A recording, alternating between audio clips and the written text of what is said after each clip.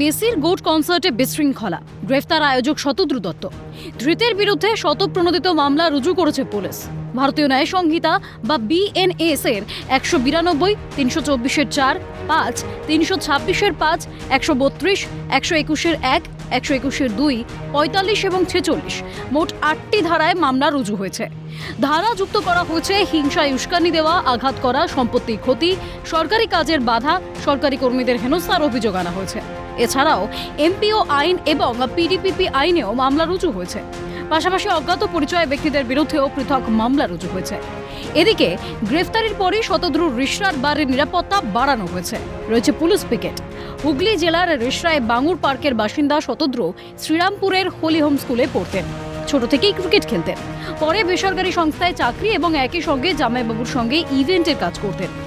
ধীরে ধীরে ইভেন্ট ম্যানেজমেন্টের কাজই আরো বড় আকারে শুরু করলেন। নিজের সংস্থা খোলেন, নাম দেন আর শতদ্রু দত্ত ইনিশিয়েটিভ। লক্ষ্য ভারতে ফুটবলকে গ্লোবাল স্টেজের সঙ্গে যুক্ত করা। বিশ্বের শ্রেষ্ঠ ফুটবলারদের আনতে শুরু করেন তিনি। তার নিজের বাড়িতেও আনেন। বাড়িতেই তৈরি করেছিলেন ফুটবল মাঠ। পেলে, কাফু, মার্টিনেজ, রোনাল্ডিনহোকে নিয়ে এসেছিলেন। মানে মার্টিনেজ এসছে, রোনাল্ডিনো এসছে, এই বাড়ি অবধি এসছে। আচ্ছা, ওনার বাড়িতে একটা ফুটবল মাঠও আছে উপরে। হ্যাঁ হ্যাঁ উনি তো ওখানে খেলাধুলা করতেন, বিদেশি প্লেয়ারদেরকে নিয়ে এসে খেলাধুলা করাতেন। হ্যাঁ, আমার খেলার সাথে যুক্ত তো। মেসিকেও এনেছেন, যদিও LM10কে ভারতে আনতে বিস্তর কাঠখড় পোড়াতে হয়েছে শতদ্রুকে। আর্জেন্টিনায় মেসির বাড়ি গিয়ে তার বাবার সঙ্গে দেখা করেন। লিওকে ভারতে আনার জন্য সিনিয়র মেসিকে রাজি করান।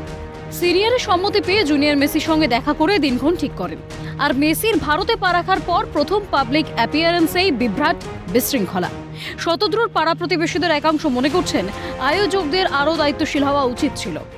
কেন এত লোক এত টাকা দিয়ে মেসিকে শুধু দেখবার জন্য ওখানে গিয়েছিল, তারা না দেখেই খালি হাত ফিরেছে। তাদের মনে একটা থাকবে, এটা ঠিক হয়নি। প্রোগ্রাম অ্যারেঞ্জ করার যে লোকেরাই আছে, ওদের ভালোভাবে প্রোগ্রাম অ্যারেঞ্জ করা উচিত। এদিকে শতদ্রুর গ্রেফতারের ঘটনাকে ভালোভাবে নিচ্ছে না রিষড়ার বাঙুর পার্কের বাসিন্দারা। শতদ্রু দ্রুত মুক্তির দাবি জানাচ্ছেন। উনি খুব ভালো লোক, রিষড়াতে খুব সম্মানিত লোক। এইখানে এই কিছুদিন আগে এখানে জগদ্ধত্রী পূজা করেছিলেন, খুবই ভালো প্রোগ্রাম করেছেন, খুব সুন্দর এবং সোশ্যাল লোক আছে।